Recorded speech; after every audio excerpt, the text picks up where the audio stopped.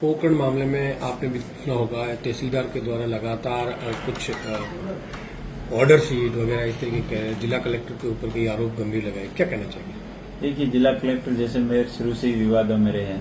पहले एसडीएम के साथ में उनकी नहीं बनी, एसडीएम के ऊपर आरोप लगाए और वो एसडीएम ने उन पर आरोप लगाए कि कानून के खिलाफ वो कार्रवाई करना चाह रहे हैं, जमीनों का हस्तांतरण करना चाह रहे हैं और कंपनियों के मुनीम बने हुए हैं बिल्कुल। और सरकार के काम पर कम ध्यान देकर कंपनियों के काम पे ज्यादा उनको चिंता रहती है।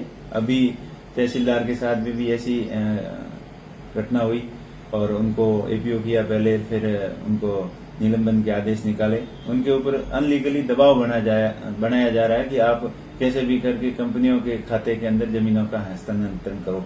जब आगोर की भूमि हो, चाहे गोचर की भूमि हो, चाहे तालाब की भूमि हो, और जो पुराने जमाने के अंदर जैसे रिकॉर्ड के अंदर नहीं थी, आगोर को शिवायत बताया गया था, लेकिन वास्तव में हकीकत में वो मौके पर आगोर है, तालाब है और वहां पे रिहायशी लोग रह रहे हैं, ओरण गोचर है, मंदिर है। ऐसी भूमि को जब ग्रामीणों की उनकी मांग के अनुसार जो सही मौका रिपोर्ट बना के, पहले एसडीएम ने भी ऐसे ही दिया था, अभी तहसीलदार साहब ने भी सही कार्रवाई की ग्रामीणों के पक्ष ध्यान में रखते हुए, लोगों के हित ध्यान में रखते हुए, लेकिन उनसे कलेक्टर साहब खुश नहीं हुए। कलेक्टर साहब को तो खाली कंपनियों को खुश करना था और वो जैसे बड़ी कंपनियां चलाना चाहते हैं वैसे वो ऑर्डर करवाना चाह रहे हैं, वैसे कलेक्टर ऑर्डर करना चाहते हैं, लेकिन वो नीचे से अधिकारियों को कलेक्टर के कहने के अनुसार वो काम नहीं कर रहे हैं, तब उनको अनलीगली परेशान कर रहे हैं, नाजायज परेशान कर रहे हैं। और डिफेंस की जमीन भी उन्होंने नहीं बख्शी और सेंसिटिव एरिया है, बॉर्डर का एरिया है, यहाँ सीलिंग एक्ट का भी उल्लंघन किया जा रहा है। इससे पहले इधर रामसर के एसडीएम के ऊपर भी इसी तरीके के आरोप लगे थे और बिना परमिशन के सीलिंग एक्ट का उल्लंघन करते हुए हजारों बीघा जमीन कंपनी के खाते में उन्होंने रजिस्ट्री करवा दी या हस्तांतरण कर दी।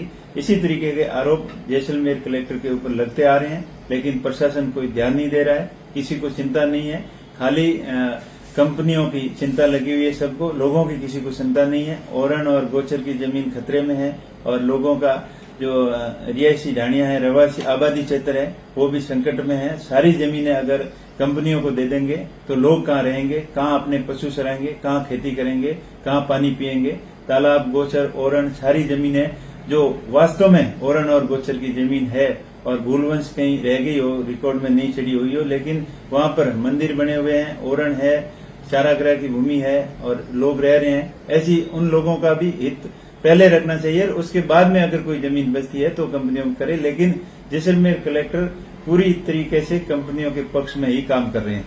क्या सरकार को भी कोई आपकी ओर से यहाँ से कोई लेटर लिखा जाएगा ताकि इस मामले में जिस तरीके का एक तरफी कार्रवाई हुई है और उन्होंने कुछ ऑर्डर? बिल्कुल, मैंने रामसर एसडीएम के तो पहले भी लिखे थे, लिखित में दिया था, लोकसभा के अंदर मुद्दा भी उठाया था, लेकिन अब भी जैसलमेर कलेक्टर के खिलाफ भी मैं लिख के दूंगा, सीएमओ को भी भेजूंगा, चीफ सेक्रेटरी को भी भेजूंगा और आने वाले समय में लोकसभा के अंदर भी इस मुद्दे को उठाऊंगा, क्योंकि ये सेंसिटिव मामला है। अगर आप फील्ड फायरिंग रेंज की रक्षा की जमीन भी आप कंपनियों को दे दोगे तो आपके पीछे बचेगा क्या?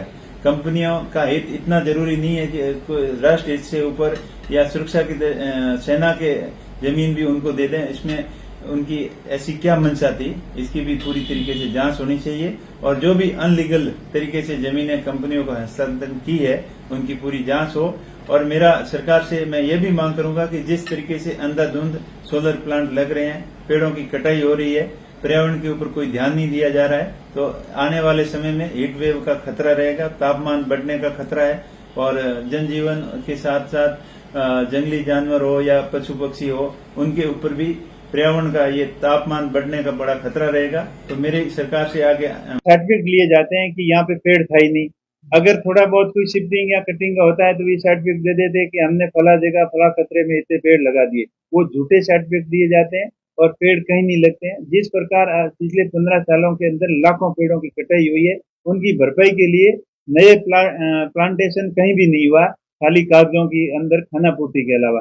तो मेरा सरकार से मांग है कि अभी नेक्स्ट में जितने भी अभी रनिंग प्रोजेक्ट है और आने वाले समय में जितने भी सोलर प्रोजेक्ट आते हैं उनके लिए कम से कम 25 से 30% रिजर्व लैंड रखे ग्रीन बेल्ट के लिए, और उसी प्लांट के आजू बाजू में उसी प्लांट से सटता, जैसे नॉर्थ और साउथ के अंदर प्लांटेशन हो सकता है, जो ईस्ट और वेस्ट के अंदर उसकी शेडो का शिकायत रहती है, तो साउथ और नॉर्थ के अंदर जहाँ भी एरिया सूटेबल लगे कंपनियों को, तो उसी प्लांट के अंदर 30% एरिया रिजर्व खाली प्लांटेशन के लिए करें, ताकि हीट वेव का खतरा आने वाले समय में लोगों को नहीं हो, और वन्य जीव पक्षियों के ऊपर भी फर्क नहीं पड़े, पर्यावरण के भी ऊपर फर्क नहीं पड़े। आपने जैसलमेर का मुद्दा उठाया, बाड़मेर में कई प्रकार की कंपनियां भी चल रही है, या प्रशासन जिला कलेक्टर को लेकर भी मैं पूरे राजस्थान की बात कर रहा हूँ, मैं नहीं, मैं पूरे राजस्थान की बात कर रहा हूँ। जिस प्रकार राजस्थान के अंदर चाहे बीकानेर हो, चाहे बाड़मेर हो, चाहे जैसलमेर हो, चाहे जालोई सिरोही हो, वहाँ उधर थोड़े कम है, पर मेनली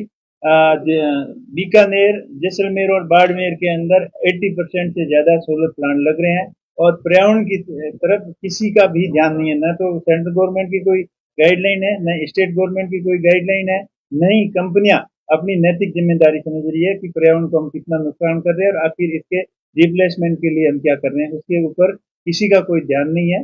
तो पर्यावरण के ऊपर अगर ध्यान नहीं दिया तो आने वाला समय सबके लिए खतरनाक हो सकता है। उसके साथ साथ इतनी बहुत सारी ट्रांसमिशन लाइन है जो किसानों के खेतों के अंदर से निकल रही है, उनके लिए भी कोई स्पष्ट गाइडलाइन नहीं है। किसानों के साथ में मजबूरन उनको बाध्य किया जाता है कि आप कंपनियों को ट्रांसमिशन लाइन लगाने दो। प्रशासन कंपनियों का फेवर ज्यादा करता है, किसान की नहीं सुन रहा है। अभी मेरे पास रोज कम से कम 8-10 फोन आते हैं, आज भी कई फोन आए थे। आप रेतेव के अंदर एक घर के अंदर एक ढाणी है उसके अंदर वो टावर खड़ा कर रहे हैं, और वो मना करने के बावजूद उसकी सहमति के बिना जबरदस्ती उसको बिना कंपनसेशन दिए, बिना मुआवजा दिए उसके घर के अंदर टावर लग रहा है। तो इस तरीके की घटनाएं बहुत ही चिंताजनक है। कंपनियों का काम भी होना चाहिए, साथ साथ में लोगों के अधिकारों का हनन नहीं होना चाहिए, और उनके साथ में जबरदस्ती उनके खेतों के अंदर टावर नहीं लगे। अगर लगा है तो उन्हें उचित मुआवजा मिले, यही मेरी मांग है। तो ये जो सारी चीज आप बता रहे हैं साहब, ये सारा जो मामला जब से सोलर बाड़मेर में शुरू हुआ, तब से हर नेता जनप्रतिनिधि जो इस मामले में आवाज उठाता है, वो सिर्फ प्रेस कॉन्फ्रेंस तक सीमित है, और बार बार उसको ये कहना पड़ रहा है कि उनकी सुनवाई नहीं हो रही। तो क्या असल में ये स्थिति है कि जनप्रतिनिधियों की सुनवाई कंपनियों के सामने कुछ भी नहीं हो रही? बिल्कुल जनप्रतिनिधियों की सुनवाई कुछ नहीं हो रही है। खाली सरकार के इन्वेस्टर की तरफ उनको बढ़ावा देने के नाम पर उनको सब कुछ खुली छूट दे रखी है, जितनी नहीं होनी चाहिए। क्योंकि अगर पर्यावरण की तरफ ध्यान नहीं दिया तो आने वाले समय में सबके लिए ये बड़ा खतरा हो सकता है। राजस्थान में इतनी बड़ी मात्रा में सोलर प्लांट लग रहे हैं, जिससे हीट वेव का आने वाले समय में बहुत खतरा है। एक विशेषज्ञों की रिपोर्ट के अनुसार आया है कि इसी तरीके से प्लांट लगते रहेंगे और पर्यावरण के ऊपर ध्यान नहीं दिया गया, अगर बैलेंस नहीं बनाया, तो आने वाले समय में टेम्परेचर के अंदर 3 से 5 डिग्री तक बढ़ सकता है। तो सर इसका इलाज क्या? क्योंकि काम तो लगातार जारी है, जनप्रतिनिधि यहाँ पर इसका इलाज मैंने बताया आम जनता की तरह ही सीख रहे हैं कि साहब गलत हो रहा है, गलत हो रहा है। अब इलाज क्या? काम तो जारी है।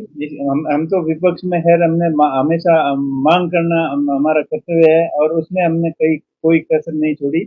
लोकसभा में भी इसका मामला पहले उठाया, अभी जैसे भी मेरे को मौका मिलेगा तो लोकसभा में इस मामले को रखूंगा कि जिस तरीके से पर्यावरण के साथ में कंपनियां खिलवाड़ कर रही है, और ऑफिसर और जिम्मेदार जनप्रतिनिधि मुख्य दर्शक होकर उन देख रहे हैं, तो ये आने वाले समय में सबके लिए ठीक नहीं है। तो जैसलमेर में सर जो घटनाक्रम हुआ, एक एसपी और एक तहसीलदार को वहां से जिस तरीके से हटाया गया, तो क्या लगता है कि जो अधिकारी इन कंपनियों की गुलामी नहीं कर रहे या उनके बाबूबन की काम नहीं कर रहे, उनको सरकार जो है वो दंड दे रही?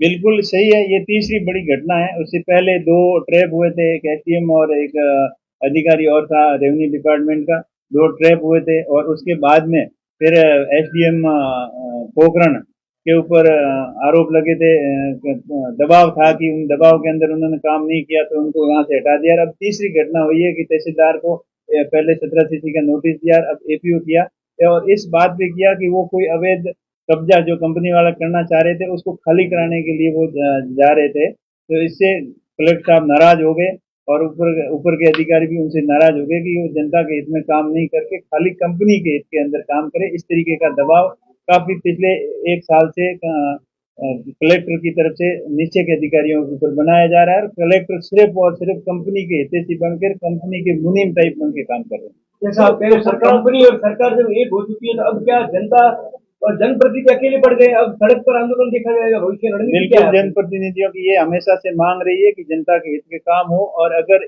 ये अब मामला काफी ऊपर उठ गया है, जब पानी नाक से ऊपर उठता बढ़ता है, तब उस जनता को मजबूरन आंदोलन के लिए मजबूर होना पड़ेगा और सड़कों के ऊपर आना पड़ेगा। सड़कों पर जो विरोध करे उनके खिलाफ तो मुकदमे और उनको जेल में डाल रहे हैं। आप जनता कितने की दिन हिम्मत नहीं हो डालेंगे, रही है। कितने डालेंगे? आखिर जनता के सामने बड़ी बड़ी ताकतों को झुकना पड़ा है। ये इस सरकार को, अधिकारियों को, कंपनियों और